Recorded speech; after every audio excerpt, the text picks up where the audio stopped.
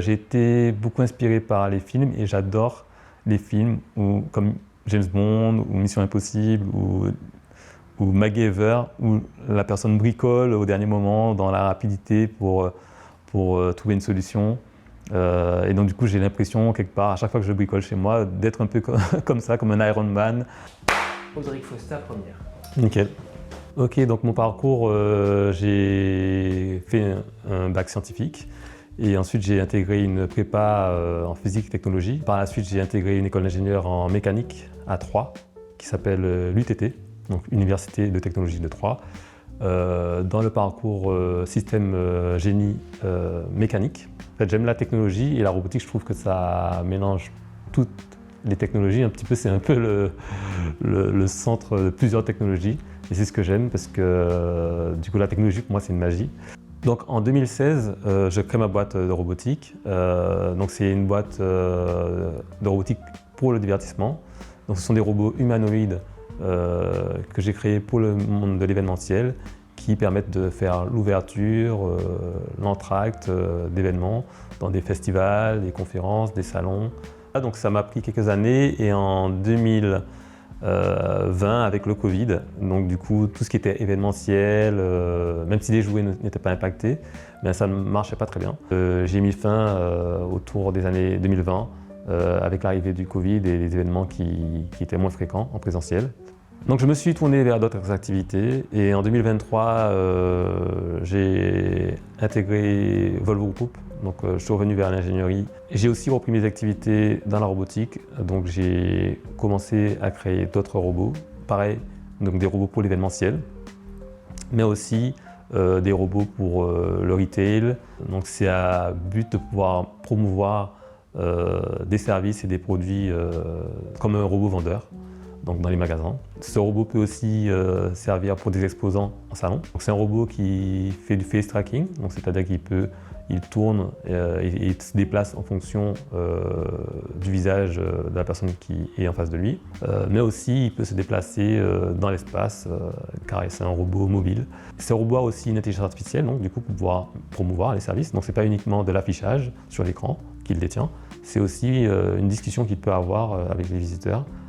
Une discussion filtrée, donc il va parler uniquement de ce qu'on veut qu'il parle et des informations même qui ne sont pas forcément sur internet, on peut lui mettre des informations en plus. Donc j'ai aussi repris le robot de divertissement, donc j'ai créé un deuxième robot purement pour la danse, mais qui cette fois a un écran. L'écran en fait permet de mettre en avant des messages, de mettre en avant des marques, des logos pour l'événementiel, toujours pareil. Donc c'est la même activité que j'ai reprise. C'est très difficile de construire un robot et à la fois ça peut être très facile. Tout dépend du besoin et de ce qu'on veut faire avec un robot. La partie la plus compliquée pour moi dans la création de robots, c'est la partie innovante, c'est la partie qui n'existe pas en documentation, qu'on doit créer soi-même. Maintenant, mes robots, oui, c'est très difficile à les créer.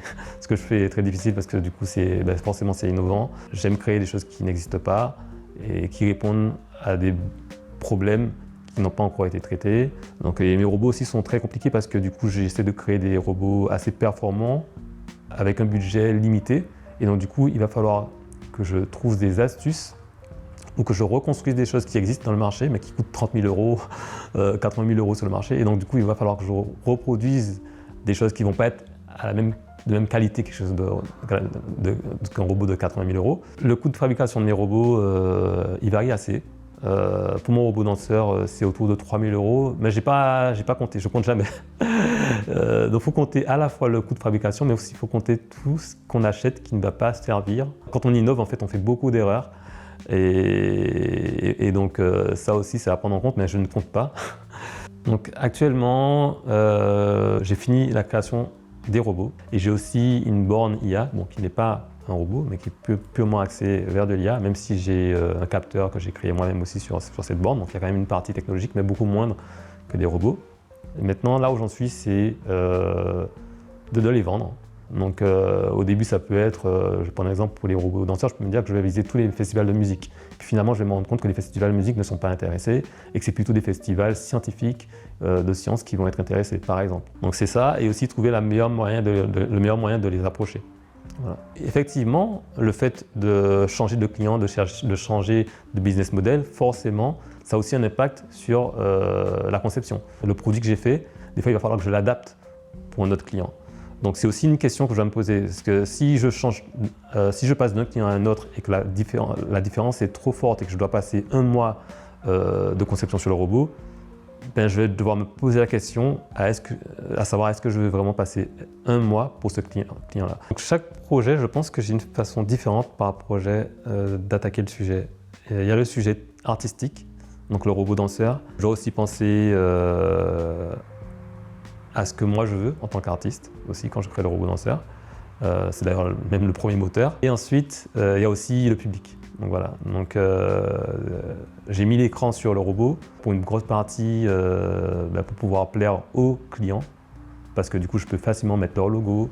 Je pense que c'est quelque chose d'extrêmement fort. Et aussi, ce qui se passe sur l'écran peut aller plus vite qu'un moteur. Donc un moteur va prendre en général beaucoup plus de jouer un mouvement plus ample. C'est très musical la danse, donc du coup s'il y a une musique qui fait je peux plus facilement mettre des néons ou des LED sur l'écran qui vont être en synchronisation avec ces micro-sons plus facilement qu'un moteur qui va plus difficilement tourner et faire tit. Donc du coup, en général, les robots danseurs que je crée, comme c'est des robots qui principalement sont sur le mouvement, la première chose en général que je regarde, c'est quel moteur je vais utiliser.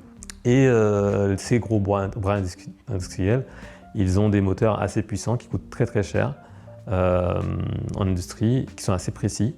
Et j'ai voulu reproduire ça. Et donc pour ce faire, j'ai pris des moteurs d'overboard. Donc faut savoir, les overboards, c'est les petites plateformes avec deux roues. C'est les mêmes types de roues que les roues de trottinette électrique. C'est le même genre de roues, hein.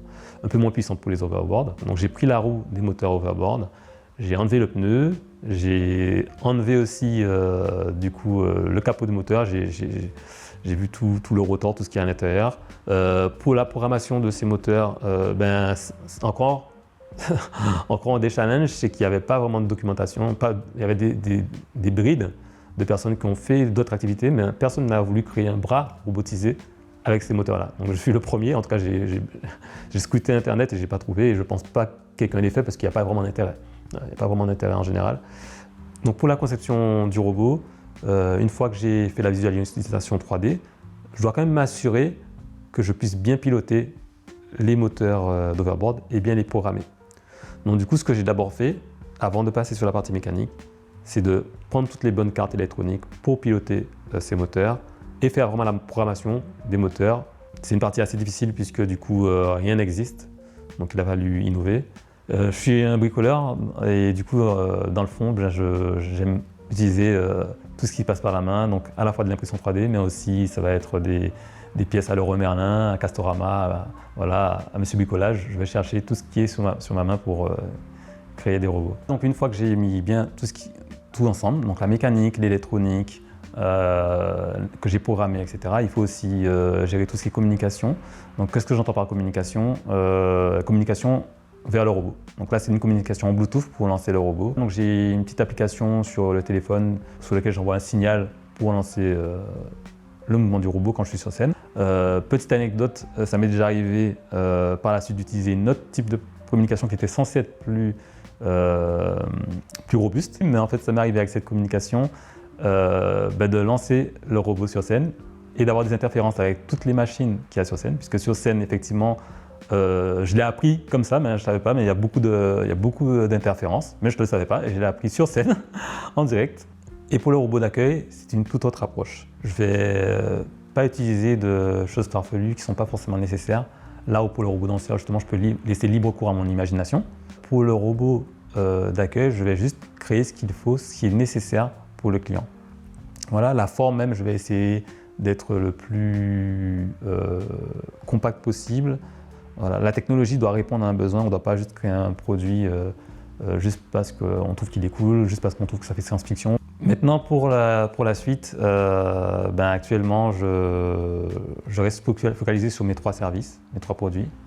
Donc, premièrement, le robot danseur. J'aimerais faire des performances avec moi sur scène. Donc, le robot danseur, c'est simplement en tant qu'artiste.